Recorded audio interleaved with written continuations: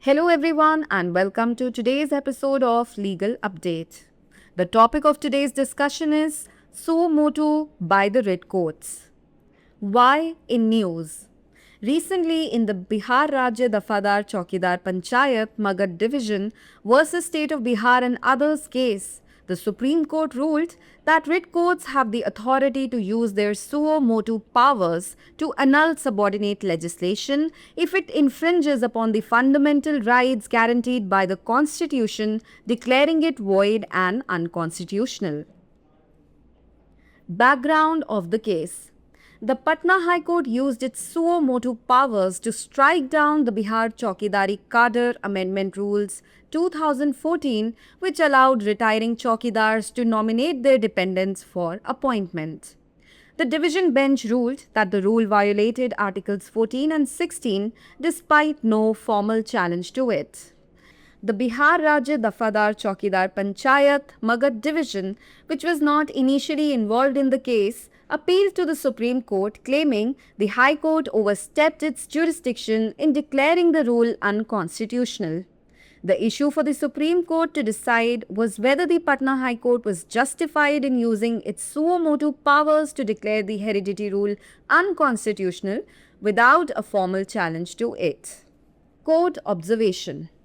The bench of Justices Deepankar Datta and Manmohan upheld the High Court's use of suo motu powers under Article 226 to declare the Bihar Chaukidari Cadre Rule unconstitutional, as it violated Articles 14 and 16 even without a formal challenge. The court emphasized that while suo motu powers should be exercised sparingly, they are within the Constitutional Court's authority to protect fundamental rights, especially when a subordinate legislation egregiously violates those rights. The court concluded that in rare cases where a subordinate legislation violates a fundamental right, writ courts have a duty to declare it void, even if the issue has not been formally challenged. Writs. Writs are constitutional remedies designed to look after the violation of fundamental rights enshrined in Part 3 of the Constitution. It is an order to do a particular thing or stop from doing it. It can be issued by the Supreme Court under Article 32 and under Article 226 by the High Court. Article 226 enshrined under Part 5 of the Constitution gives High Courts the power to issue writs, directions or orders to any person or authority, including the government, to enforce fundamental rights or for any other purpose. Article 226 is of mandatory nature in case of fundamental rights and discretionary nature when it is issued for any other purpose. It enforces not only fundamental rights but also other legal rights. Case laws. Bandhuwa Mukti Morcha versus the Union of India 1984. The Supreme Court held that Article 226 has a much broader scope than Article 32, as Article 226 can be issued to safeguard legal rights as well. Common Cause versus Union of India 2018. The Supreme Court held that the writ under Article 226 can also be issued for the enforcement of public responsibilities by public authorities. Now is the time for today's practice question. Under which articles of the Constitution can writs be issued in India? A. Articles 32 and 226. B. Article 19 and 21. C. Articles 24 and 25. And D. Articles 18 and 19. Do send us your answers in the comment section. Thanks for watching. Writ अदालतों द्वारा स्वतः संज्ञान. चर्चा में क्यों?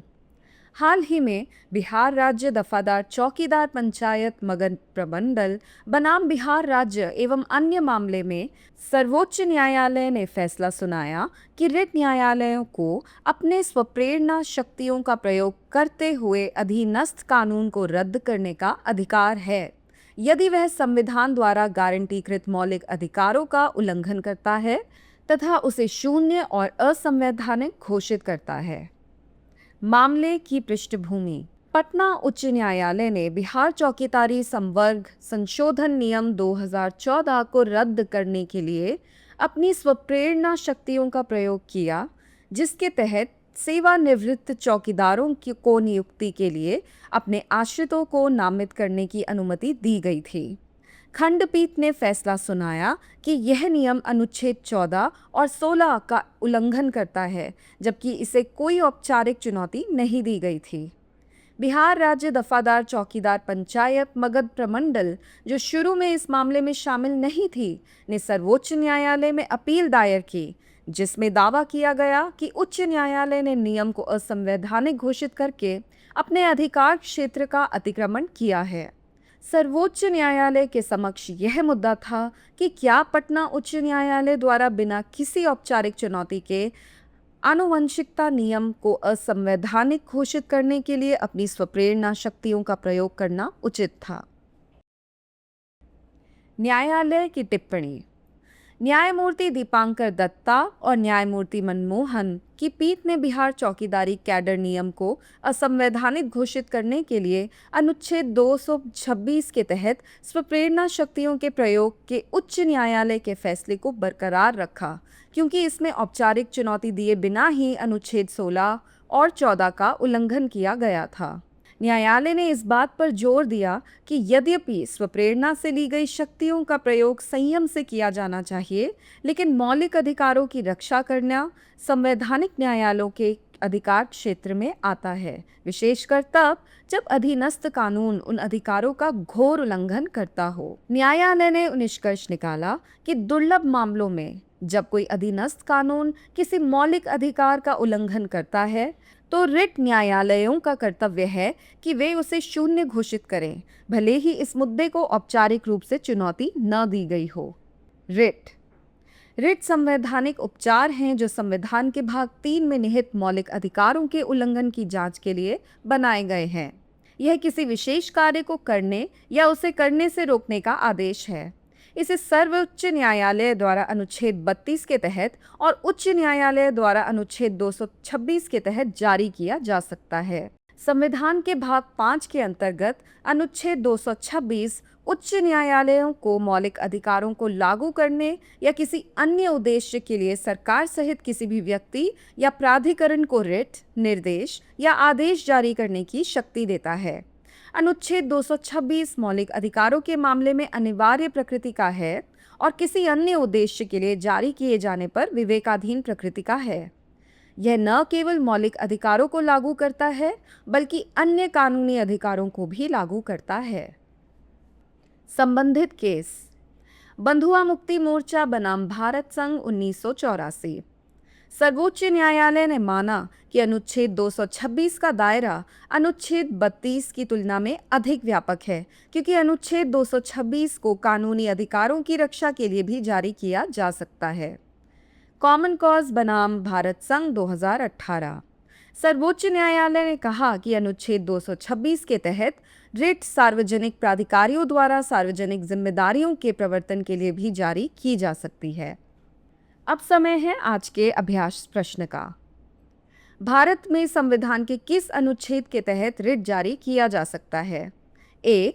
अनुच्छेद 32 और 226, B. अनुच्छेद 19 और 21, सी. अनुच्छेद 24 और 25 एंड डी. पैच, और डी. अनुच्छेद 18 और 29। अपना उत्तर कमेंट बॉक्स में ज़रूर भेजें। देखने के लिए धन्यवाद।